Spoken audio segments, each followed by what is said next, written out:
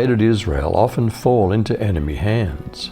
Who rescued them? Will we have enemies? How should we treat them? Who will rescue us? Let's look at Judges 3. Did God have another reason for letting enemies stay in the promised land? Do we have enemies in the church? And the Lord had another reason for letting these enemies stay. The Israelites needed to learn how to fight in war, just as their ancestors had done. Each new generation would have to learn by fighting the Philistines and their 5 rulers, as well as the Canaanites, the Sidonians, and the Hivites that lived in the Lebanon mountains, from Mount Baal Hermon to Hamath Pass.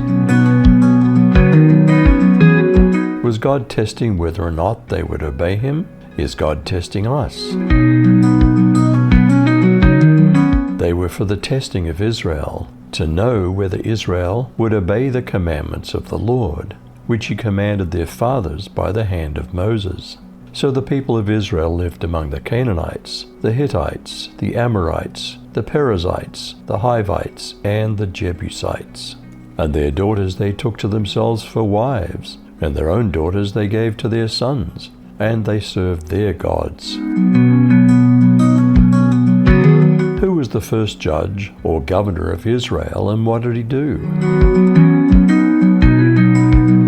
The Israelites did what was evil in the Lord's sight. They forgot the Lord their God and worshipped the Baals and the Asherahs.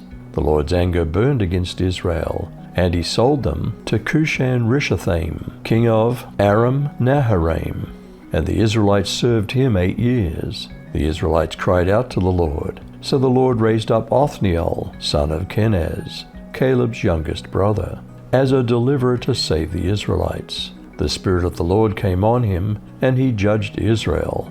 Othniel went out to battle, and the Lord handed over Cushan-Rishathaim, king of Aram, to him, so that Othniel overpowered him. Then the land was peaceful 40 years, and Othniel son of Kenaz died.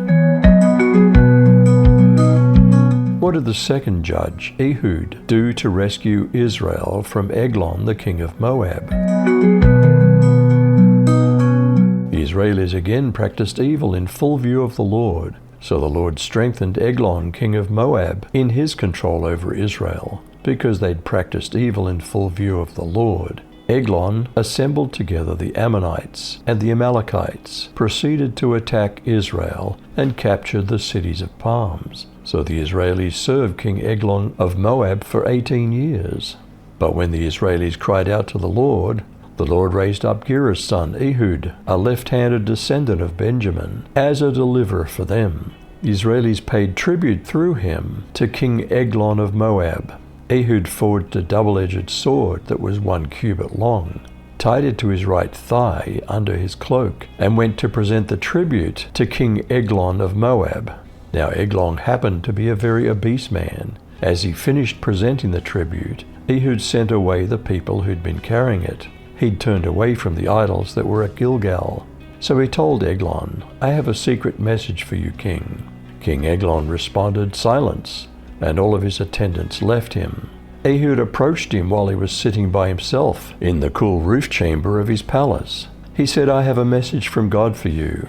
So when Eglon got up from his seat, Ehud used his left hand to take the sword from his right thigh, and then plunged it into Eglon's abdomen.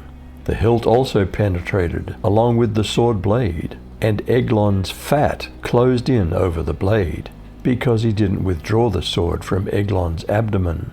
The sword point exited from Eglon's entrails. Then Ehud left the cool chamber in the direction of the vestibule, shutting and locking the doors behind him. After he left, Eglon's attendants came to look, but the doors to the cool chamber were locked. So they said he must be relieving himself in the inner parts of the cool chamber.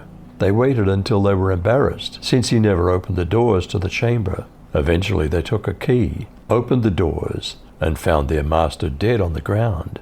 Meanwhile, Ehud escaped, while they were delayed, passed by the idols, and escaped in the direction of Sirah. When he arrived there, he sounded a trumpet in the mountainous region of Ephraim, while the Israeli army accompanied Ehud from the mountainous regions. He told them, "Attack them, because the Lord has given your enemies, the Moabites, into your control." So the Israeli army followed after him, seized the fords of the Jordan River opposite Moab, and didn't allow anyone to cross. At that time they attacked about 10,000 Moabites, all of whom were strong and valiant men. Not one man escaped. As a result, Moab was subdued under the control of Israel, and the land remained quiet for 80 years. Who was the third judge or governor of Israel, and what did he do? After him was Shamgar the son of Anath, which slew of the Philistines 600 men with an ox goad, and he also delivered Israel. Will we also have enemies? Who will rescue us from them? And he spoke by the mouth of his holy prophets from of old, salvation from our enemies, and from the hand of all who hate us, to show mercy toward our fathers, and to remember his holy covenant, the oath which he swore to Abraham our father, to grant us that we, being rescued from the hand of our enemies, might serve him without fear, in holiness and righteousness, before him all our days.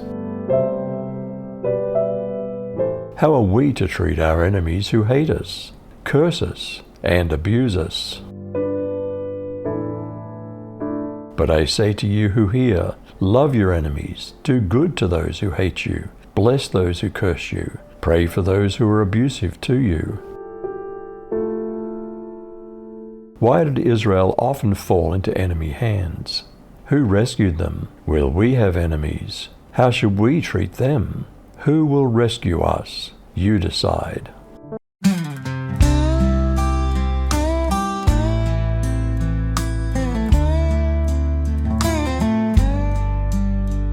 The road is long, but I ain't alone.